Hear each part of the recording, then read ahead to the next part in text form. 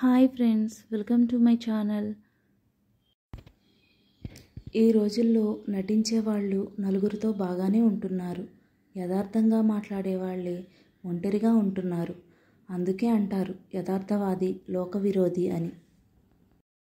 గెలిచినవాడు ఆనందంగా ఉంటాడు, ఓడినవాడు విచారంగా ఉంటాడు. అవి రెండూ శాశ్వతం కాదని తెలిసినవాడు నిత్యం ఆనందంగా ఉంటాడు. పని చేయాలనుకునే వారికి దారి దొరుకుతుంది, చెయ్యొద్దు అనుకునే వారికి సాకు దొరుకుతుంది. జీవితం చాలా చిన్నది. ఎవరినో ద్వేషిస్తూ కాలాన్ని వృధా చేయకు. క్షమించటం నేర్చుకో. గుర్తుంచుకో, ఏ రోజైతే నీకు కష్టపడటం చేత కాదో ఆ రోజు నుంచే నీకు మోసం చేయటం అలవాటవుతుంది.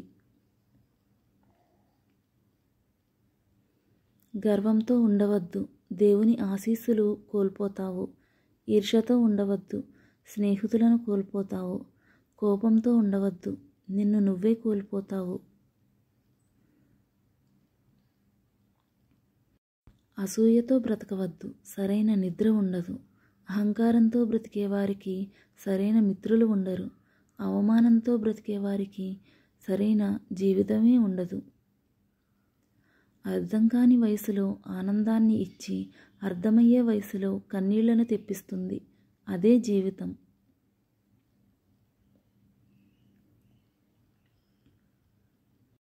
జీవితంలో ఎవరినైనా గుడ్డిగా నమ్మకు. నిజాయితీగా బ్రతకటానికి ఇది మన తాతలు బ్రతికిన రాతియుగం కాదు, కల్తీ మనుషులు బ్రతికే కలియుగం. అవసరం ఉన్నప్పుడే పలకరిస్తున్నారని ఎవరి గురించి బాధపడకు. వాళ్ళు చీకట్లో ఉన్నప్పుడు వెలుగులా నువ్వు గుర్తొస్తావని సంతోషించు. క్షమించడం వల్ల గతం మర్చిపోలేకపోవచ్చు, కానీ భవిష్యత్తు మాత్రం అనుకూలంగా మారుతుంది.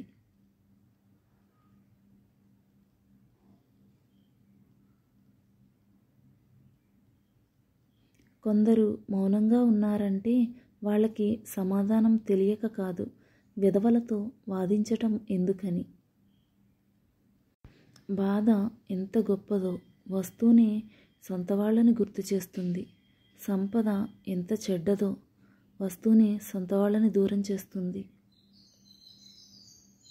గర్వంతో విర్రవీగిన ప్రతి మనిషికి పతనం తప్పలేదు. కాళ్ళు తడవకుండా సముద్రాన్ని దాటగలిగిన మనిషి కళ్ళు తడవకుండా జీవితాన్ని దాటలేడు.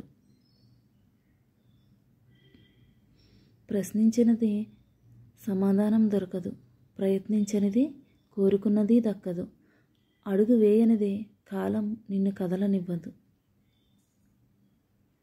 మనకి మంచి చెప్పేవాళ్ళు దొరకడం మన అదృష్టం, ఆ మంచి వినకపోవటం మన దురదృష్టం.